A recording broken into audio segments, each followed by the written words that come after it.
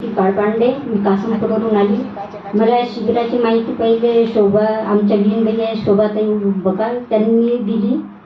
मग आता या शिबिराचे समजलं सुनबाईच्या याच्यावर, तर मग त्या सुनबाईने हे दिलं आणि म्हणत त्या शोभाताई म्हणत एकतरी शिबिर करून पहा, तुम्हाला अनुभव येते.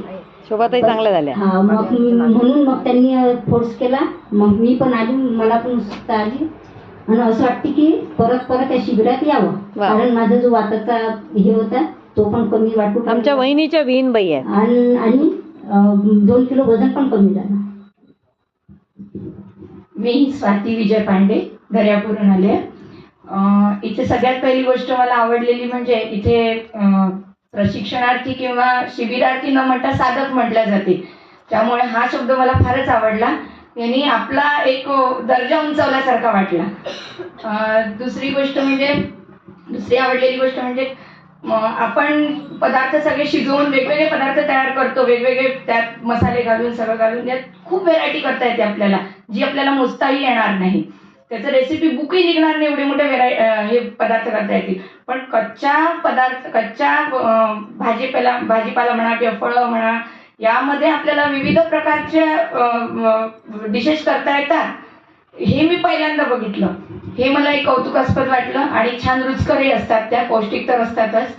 आणि तिसरी गोष्ट अजून म्हणजे त्याबद्दल तुमचे धन्यवाद की जी आपला म्युझिक कीर्तनाचा कार्यक्रम झाला त्या दिवशी जे आले होते स्वप्नीलजी गावडे, तर ज्यावेळेस लाईट्स बंद झाले आणि त्यावेळेस अक्षरशः आम्हाला म्हणजे मला ज्ञानेश्वर माऊलींचा भास झाला त्यांच्यामध्ये.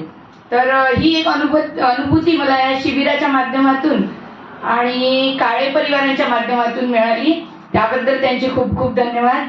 आणि संपूर्ण काळे परिवाराचे सोबत आहान गोळदे यांचे पण धन्यवाद. त्यांनी पण आमचं खूप मनोरंजन केलं आणि मार्गदर्शन पण केलं त्यांनी बरंच, पण जे आम्हाला शिकता आलं नाही. त्यांनी शिवतांडव शिकवण्याचा प्रयत्न केला, पण आपल्याला शिकता आला नाही. त्याबद्दल त्या सगळ्यांचे धन्यवाद. आणि मी परत जमलं, सुट्टीचा प्रश्न पडतो त्यामुळे सहज शक्य होत नाही मला सुट्ट्या घेणं, पण ज्यावेळेस मला सुट्ट्या मिळाल्या त्यावेळेस मी नक्की या शिबिराचा लाभ घेईन.